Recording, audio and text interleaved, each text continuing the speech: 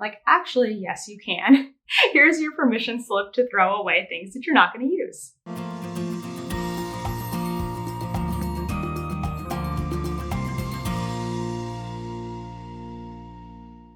Hey everyone, it's Natalie, also known as Knitty Natty. Welcome to episode 108 of the Love and Stitches podcast. Today is Tuesday, June 22nd, 2021. It's like a perfectly cloudy day outside. It's going to be raining here soon, but it makes for like the best lighting. You still can't see my pretty lights back here, but I'll try my best. You're probably going to get the best colors today in my yarn, which is great. As you can see, I finished something and I'm wearing it. I'm so excited to tell you all about it today. So it has been 2 weeks since I last podcast because last week I put out an informational video on our upcoming make-along that I'll talk about in a little bit.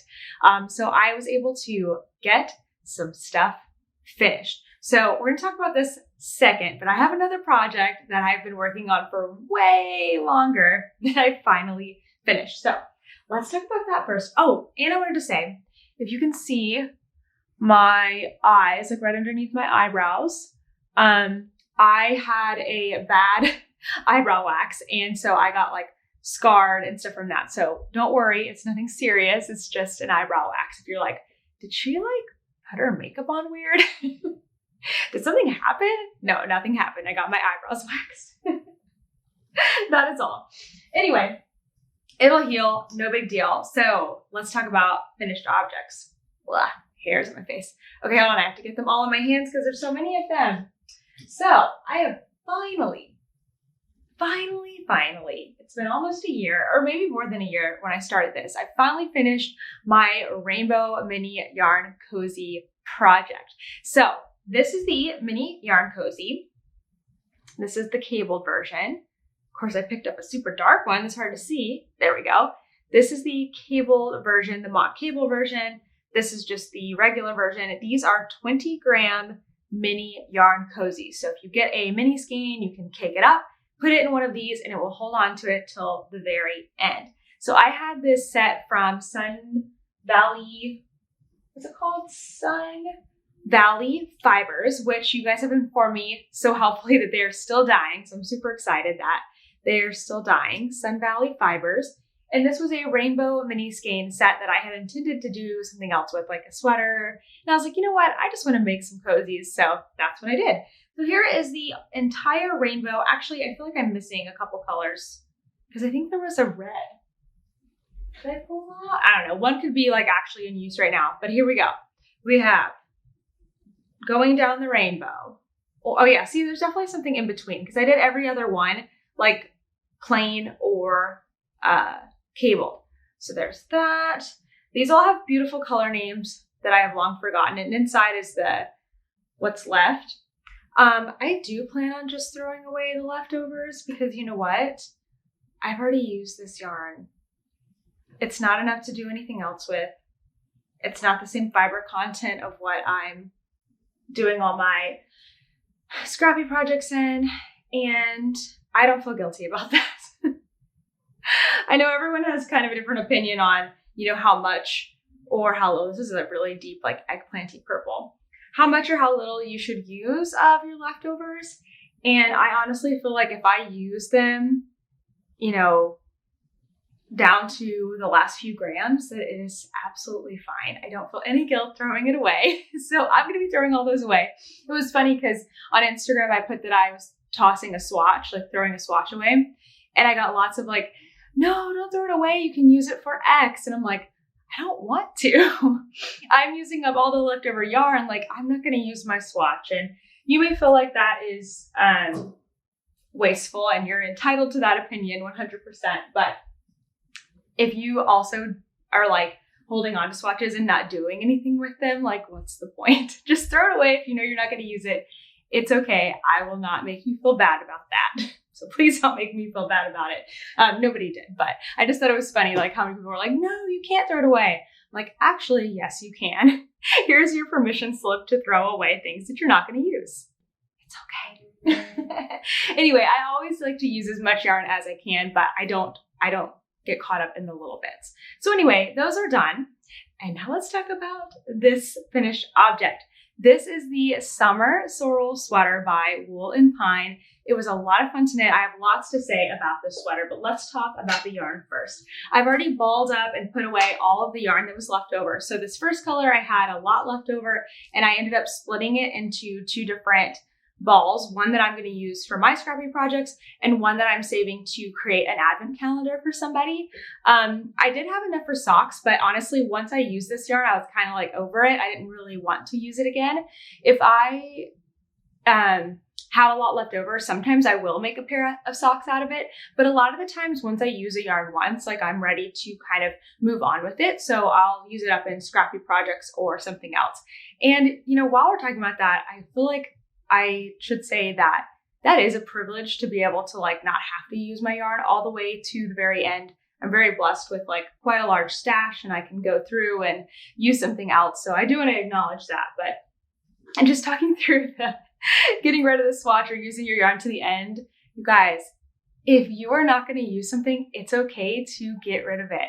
However you can get rid of it is fine. If you want to give it to somebody, if you want to donate it, if you want to throw it in the trash, like don't let it sit around and cause you guilt.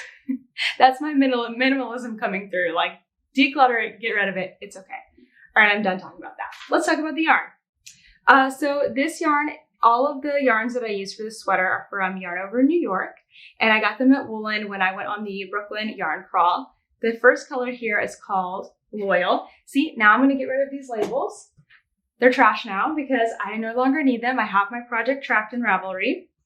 The third color is called Bubblegum Dance. You can't even see that yet. I'll stand up in a second and show it to you. And, and the last color, all from the same dyer, the pink color in the middle is called I'm a Barbie Girl. Okay, so let me stand up and show you guys this sweater here. There's a lot more space in my bowl now. Look at my sweater. And I'm wearing shorts. I'm not wearing anything fancy.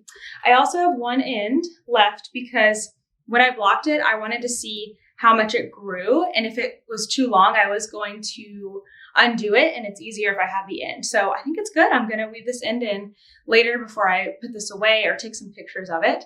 So yeah, it's a short sleeved faded sweater. And you don't have to make it faded. You can honestly, sorry about that. The battery died. I've been filming another video all morning and I didn't think to change the battery before I started. So new battery, we should be good for the rest of the podcast. But it has this beautiful detail at the top. These are called dip stitches and they are a lot of fun to do. Don't let them intimidate you. This pattern comes with lots of video tutorials, which is super helpful. So here are some of the things about the pattern that you definitely want to look out for. One, the thing that I was definitely worried about is the neckline. It's a super wide neckline. They're not trying to hide it or anything. Like on the model, it's very, very wide. You can see, I think, is that my bra strap or no? Okay. So when I put on this top this morning, normally I guess my bra straps would be like right here. All I had to do was like tuck them to the side and kind of go like that, and they're staying out of the way, honestly. So it's a wide neckline, but I think it's doable. I do not mess around with strapless, uncomfortable bras.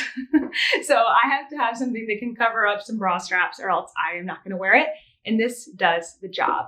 It's a circular yoke, and so sometimes you have to worry about it being like too much extra material on the back, but I think it's doing really, really nicely. Now, I wish I had done more of color 1 here in the top. So the instructions tell you to start fading if you're going to fade halfway through the yoke. I wish I had done most of the yoke in my color 1 and made things more even, because you can see like color 2 and color 3 have a lot more, almost twice as much. I think it's like 2.5 inches, 5 inches, and 5 inches. And I wish those were more even, like 4, 4, and 4. Something else that I learned yesterday when I did these sleeves is that when you go back and pick up the sleeves, the color can be a little bit different. And yeah, there you go. You can see that line right there. So same ball of yarn, but because this was a different part of the skein when I did this and then went into this, it looks a little bit different. I mean, it's not a huge deal because I was fading here and then using just the pink. So I think it's fine, but I don't really know how you could what you could do, like, I guess if you could set aside some yarn from this part of the ball and like fade in, maybe, I don't know. What else? Oh, I added A-line shaping to the sweater. And honestly, I think I didn't need quite as much as I added in. So I'm going to show you another sweater in a second where I'm doing the same kind of A-line shaping modification. So basically when I modified it, I made sure I had the same amount of ease from bust to hip. So I think it was like maybe 6 inches or something. So I made sure I had like 6 inches extra here, here, here, here, where I probably could have done like 6 inches extra, 6 inches extra, 4 inches extra. So maybe I would have taken out like 2 sets of increases here and here and just had it go straight from here. That's what I'm going to try on my rocket tee. I think it would have been a little more, like, honestly, it's fine and it's super duper comfy. But I think I could have done with like a little bit less material. Definitely not going to change it on this one because it is super comfy, but I don't think I needed quite as much as I thought. So I'm going to try that on my rocket tee and I'll let you guys know how it goes. We actually have a couple questions on A-line shaping. So I am literally telling you these things as I experience and learn them. And hopefully it's helpful. Hopefully it's helpful. Anyway, overall, I just think this sweater turned out super great. Very loud outside. Super great. And I'm excited to wear it. I mean, it's a little too hot to wear it right now, but I think going from summer to fall, or if we have any cooler summer days, which definitely happens here in New York City, I'm going to definitely wear it. And it's a cloudy day, so we'll probably go take some pictures on the pier and maybe I'll have a new profile picture. Mine's still in my, what's it called? Like a cloud sweater or something. No, my Weekender Light. I need to change my Weekender Light profile picture because it's summer now. All right, let's talk about some whips now. My next sweater that needs to be finished is my rocket tee.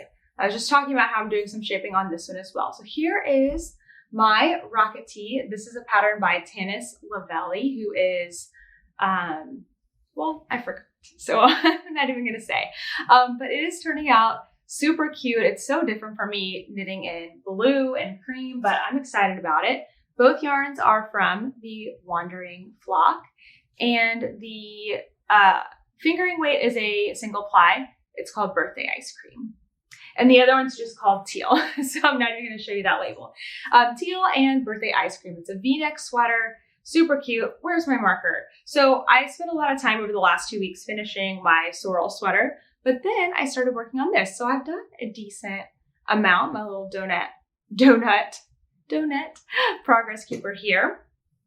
Okay, so I think, knowing what I know now about Sorrel, I am going to take out the last few A-line increases that I have added in as a modification. So I've been marking my increases with light bulb stitch markers. So I've done 1, 2 so far. I was planning to do 6. So I think instead of 6, I will just do 4 of them and then see how that fits. So yeah, I still have quite a bit to go. Quite a bit to go. We're only like just past the rib cage here. But this is kind of my next project to really like blaze ahead and work on and get it off the needles because I want to cast on another sweater. I honestly want to start knitting for fall, even though it was literally the first day of summer on Sunday, I think. But you know how long it takes to make a garment, and I need to start like working in the seasons ahead. So I want to start getting ready for some fall knitting. I also, in the past couple weeks, have returned to my, what are these things called? My socks, my string of heart socks. Here we go. So I worked on one just a little bit. I've got the cutest, see, I love the food progress keepers. That one has a cinnamon roll and coffee. That's so cute. So I worked on it just a little bit. This is a pattern, String of Hearts by Maddie Hobbs. And you can really see the hearts now. They're looking so beautiful. So this yarn is from Arkansas Yarn Company. but it was made for one of the classes that Maddie teaches. She teaches sock classes there in Arkansas.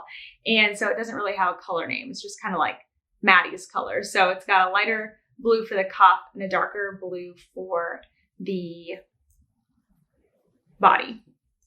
The body of the sock, the foot and the leg and everything. So I'm using a size 2 needle instead of a size 1. Like I normally use a 1, but this is an 80-20 blend, and so it's a little bit bigger. And because of the cables, and I think I'm only working the 56 stitch size. It's much smaller. I've got the second sock cast on, but I just haven't done any work on that.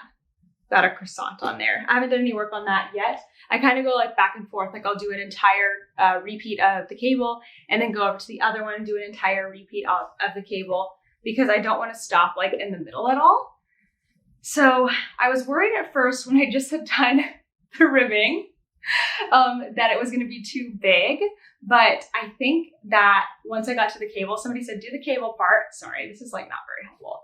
Do the cable part and see, and it's like fitting really nicely. I'm just going to make these for myself. So I might do like one more cable repeat and then go into the heel and everything. And I'm just going to sub in my favorite heel, which is the Fish Lips Kiss heel, because it's fast and tidy and I have it memorized and it's easy for me to do. So those are going nicely, but I kind of have to make myself work on them. Not because the pattern isn't great, but because when I'm at home, I like to work on my bigger projects like my rocket tee. And when I'm out, I like to work on socks, but I need something simple where I don't have to follow the chart. So that's just something that I know about myself and I need to make sure I consider that when I make pattern socks, because I'm like, Natalie, you know that you will not reach for them as often as you should. And then whenever I pick them up, I'm like, oh, I love working cables. It's so much fun. Why do I not pick these up more? Know yourself. Know how you knit. All right, one more project because I had 2 finished objects this week. I have been working on my plain vanilla socks. You know what? I think the other sock is in my purse right now, but I do have one to show you. Oh, these are so good. This is the, Stitch Together Studio. And the colorway is irresistible, like Iris is. And I am making these socks for my mom. So I cast on 64 stitches when I knit socks for my mom. These colors are so pretty. I do have a second sock and it has the heel complete. Okay, but here's what's been going on with these socks. If you follow me on Instagram, you might have seen me talk about this already. But these 2 socks are turning out quite different in size. I first noticed it when I was knitting this sock and I'm like, man, that looks really wide. You know what? I should try this one on too. I'm like, that looks super wide. I'm not really sure what is going on there. Yeah, there's a lot of extra going on here. My mom's foot is a little wider than mine, which is why I do more stitches for her. But this is turning out a little big. Okay, so I knit the first sock when mostly like I did it during World Wide Knit in Public Day, out and about with friends, whatever. Then I cast on this sock and did most of it while we were watching a movie outdoors. And I did like a ton of it, like most of the ribbing and all of this. So then the next day I was working on it while I was, knitting in bed. And I'm like, this sock looks really big. Let me get the other one. I put them on top of each other and sure enough, this sock was bigger. So, I count my stitches, make sure they're both the same. They are. I check my needle size to make sure they're both 1s and they are. I'm like, I just don't know what is happening here. And so I posted on Instagram and somebody said to check the gauge. And I was like, oh, of course, the gauge is most definitely different because all the other factors are the same. So I measured the gauge and on this sock, I'm getting 7.5 stitches per inch. On my first sock, I'm getting 8.5 stitches per inch. So a whole stitch different per inch. And my normal gauge would be more like 8.5. So this is very loose for me. So we kind of had this whole discussion on Instagram about like environment, even like stress, heat, the way you hold your yarn. I had broken fingernails at that point, so I was holding my yarn differently. All of those things can affect your gauge. And so then it's like, well, what am I going to do about it? I asked my members because we were in a Zoom. I'm like, what would you do? Would you keep going or would you rip one out? Like, I don't even know what to do. Like, I don't want to change my needle size or change how I knit. Like, which one's going to be the one that sticks with me? Am I a looser knitter now?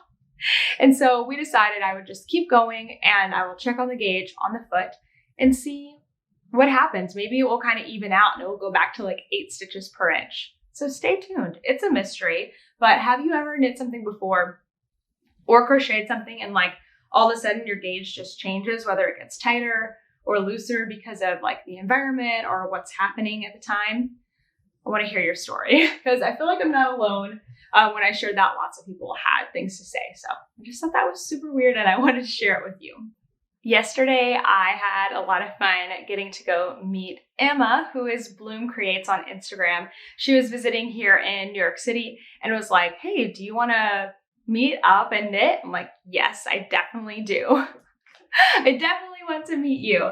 So we ended up meeting at like a coffee shop and we got some coffee, but it was so hot outside yesterday that we decided, you know what, we're near a yarn shop. Let's just go there and check it out. So we went to Knitty City, which is one of the shops I've been to before. And of course I couldn't leave empty-handed. So I ended up getting this yarn. This is from Artistic Yarns by Abby. I've seen it on Instagram before, but I've never actually used it.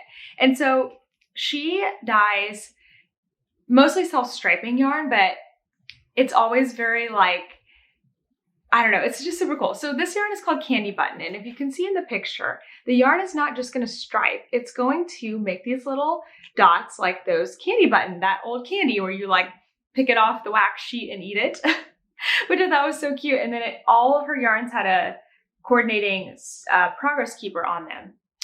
So I thought that was really neat. So I'm excited to try that and knit that up. It seems like a good like summer yarn to work with. So if you're ever visiting New York City and you want to meet up, like let me know and I will try to make it happen because I really like to meet other knitters and crocheters in person.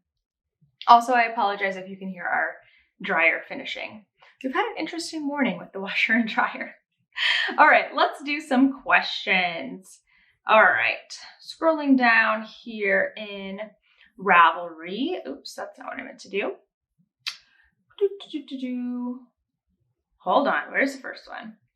Okay, this question is from Crafty McKnit, and the same question was also asked by TinyTan15, I think was your username.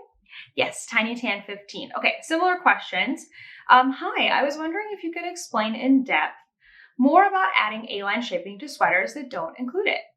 And I do find that the more mathy, the better. Thanks in advance.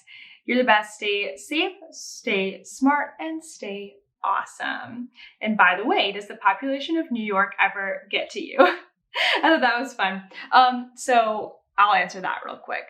New York City is not back to normal yet. So I've been told. I had only visited, well, the first time I visited New York was in February when we came to look for apartments. Of course, that was during the pandemic. And it was like winter, so it wasn't very crowded at all. Like Times Square was empty.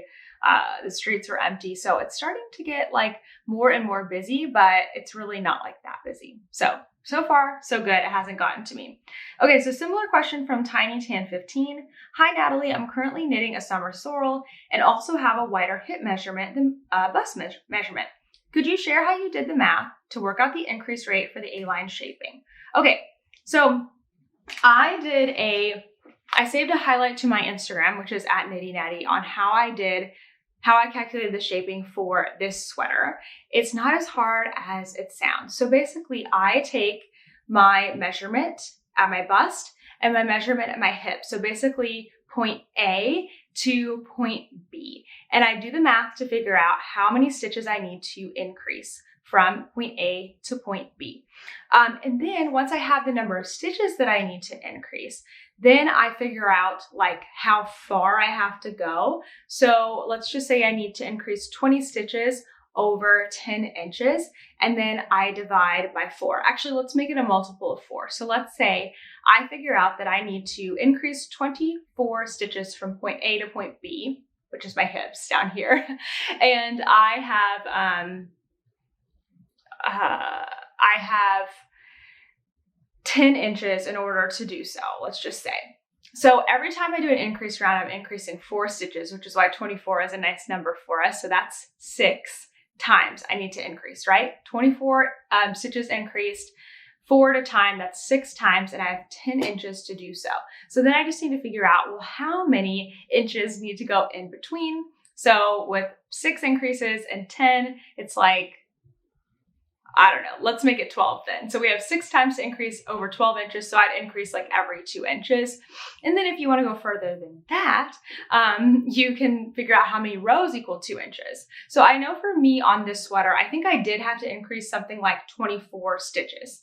So I figured out I would need to do that 6 times. And then I think I had 15 or so inches to go. And so for me, that was every 17 rounds. So on round 1, I did a increased round. So my marker was at the side. So I did work 1, work an increase, work to the other side marker, increase, work 1, increase, and then work around to the other side and then 1 more increase. So basically I had 2 increases on each side, 4 in the row. And then I would knit 16 more rounds. And then I would start again. Round 1 would be an increase, 16 rounds plain, and so on, because there was no shaping in this sweater. Now, from the beginning of the episode, like I said, I probably did a little too much. I mean, A-line literally just means a slope outwards, which is great, but I don't think I really needed that for my body. I think I just needed to do a little increasing here to here. Like this is the top of my hip bones. And then I could have just gone straight down, eliminating some of this extra fabric. So I'm going to try that on the rocket tee. So that would mean that I just did 4 increases and then stopped increasing and just go down. So I don't know if that would be too like angly. We're going to try it and see what happens. But yeah, so I am not an expert in sweater shaping at all. I just am trying to figure out what works for my body, and don't be afraid to try that for yourself, because what's the point of knitting and crocheting our own garments and clothes if they aren't fitting us better than store-bought clothes, right?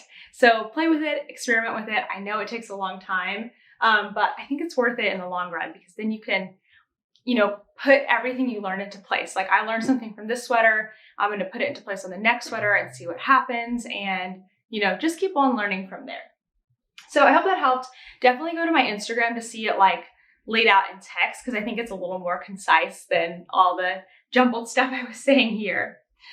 Next question is from Kathleen55. Good morning. I've purchased many stitch markers and progress keepers from Simply Serving. Love them. I do too.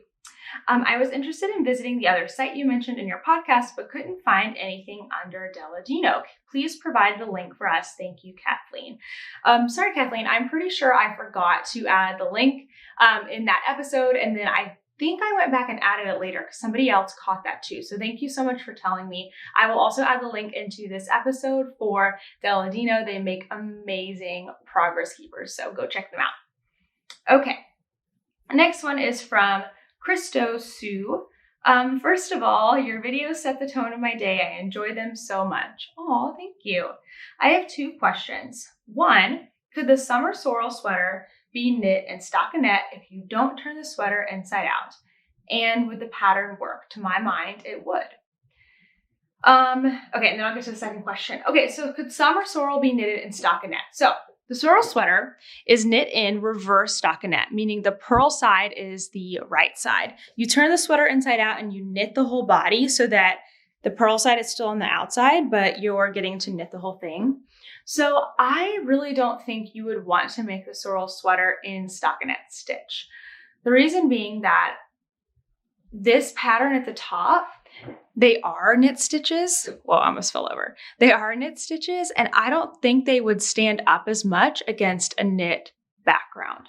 I don't think you would like that quite as much. So your other option would be to, when you like join for the body, to knit down, but I feel like that might create like a strange line.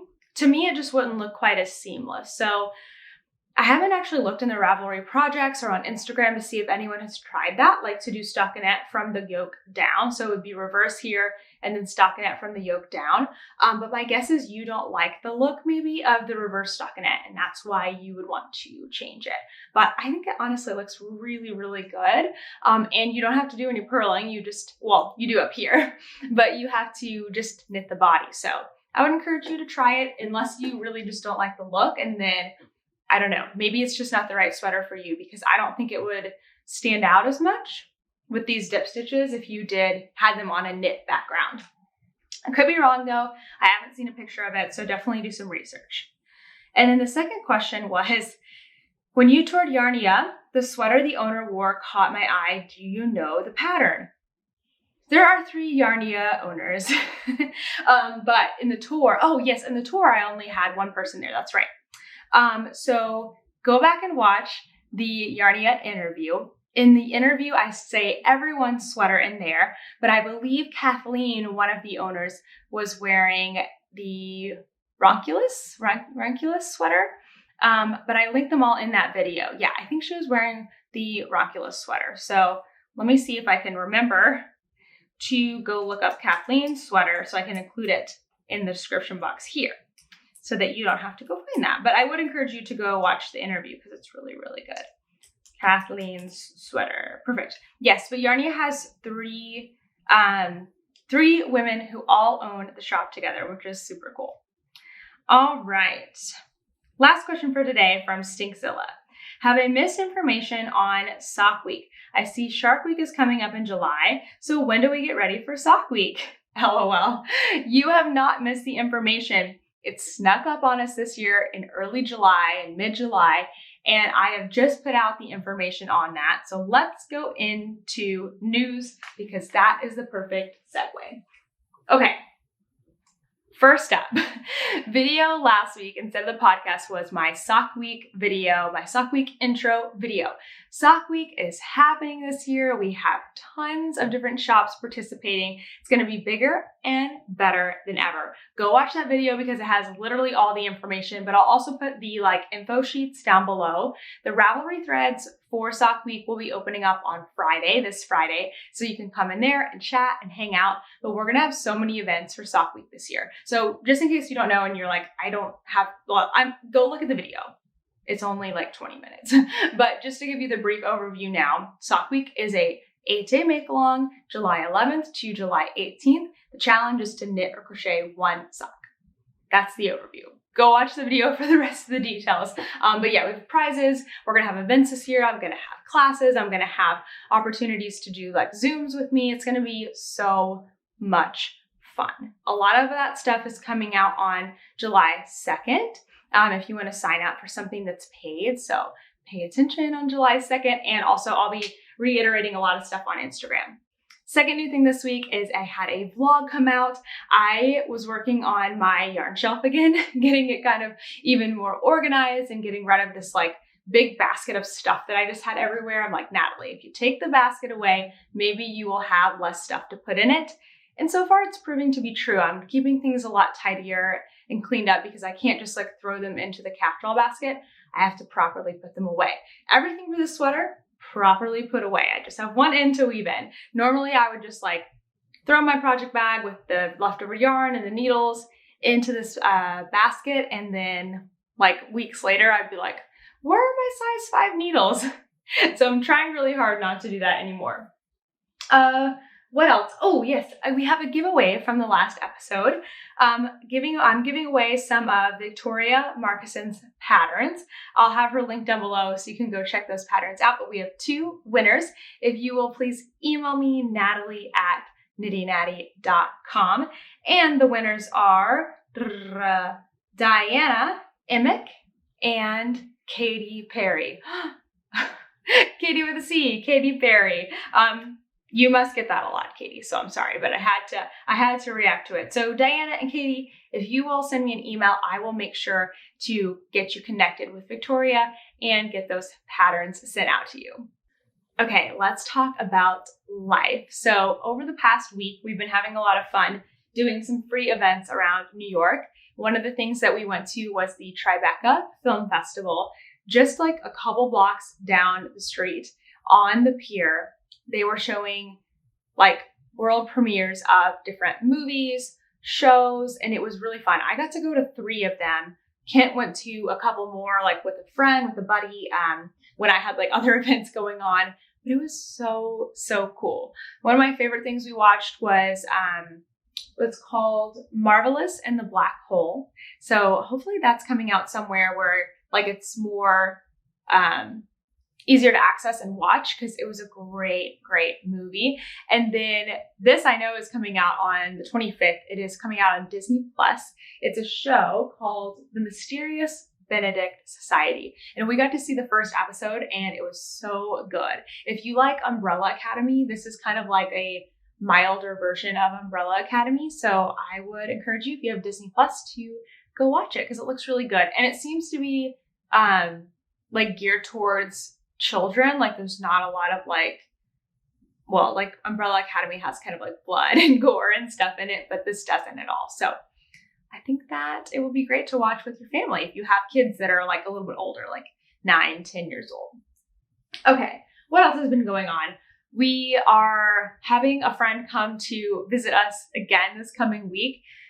I thought June was crazy. July is going to be even crazier. We've got so many different things going on. We're traveling a lot. It's going to be so much fun. I'm just having a great time this summer and just like enjoying the city. Oh, we went to our like kind of rooftop terrace. It's not on the roof, like it's actually like below our floor, but we have lots of grills and chairs and everything out there. So we met some friends on Father's Day and we celebrated with just friends. We have a lot of people in our group who have lost fathers, and most of us, our fathers don't live in the state. And so we celebrated together and just had like a nice little cookout, and it was really great. So having a lot of fun enjoying the warmer weather here before it gets like really hot and sticky in July and August. Bringing me joy this week is my little baby toaster. He's been sitting here quietly the whole time. Let me see if I can turn this. There he is. Just sitting there quietly being so good. So we have been working really hard to train Toaster to be less aggressive on leash.